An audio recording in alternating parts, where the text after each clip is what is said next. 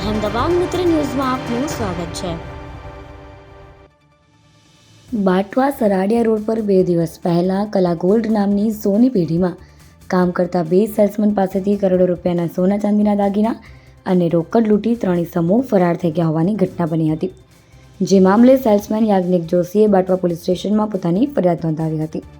પોલીસે વિવિધ દિશામાં તપાસ હાથ ધરી અને આ દરમિયાન પોલીસની તપાસમાં ચોંકાવનારો ખુલાસો થયો।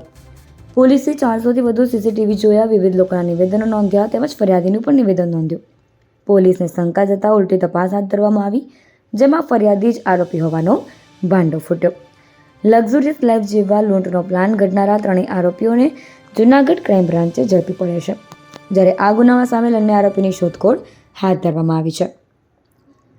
બનાવના સમયે બંને સેલ્સમેન દ્વારા લૂંટનો પ્લાન ઘડી પોતે લૂંટાયાની ફરિયાદ બાટવા પોલીસ સ્ટેશનમાં નોંધવામાં આવી હતી। જૂનાગઢ પોલીસ દ્વારા અલગ દિશામાં તપાસ કરતા ફરિયાદી જ આરોપીઓ નીકળતા આ 3 આરોપીઓને દબોચી લેવામાં આવ્યા હતા। ક્રાઇમ બ્રાન્ચ દ્વારા 3ની ધરપકડ કરવામાં આવી છે। ક્રાઇમ બ્રાન્ચ દ્વારા તપાસ કરાતા આરોપીઓ અલગ પ્રકારના જવાબ આપતા હતા અને અંતે આરોપીઓ મોજ શોખ અને લક્ઝુરિયસ લાઈફ જીવવા માટે લૂંટ કર્યાનું કબૂલ્યું હતું।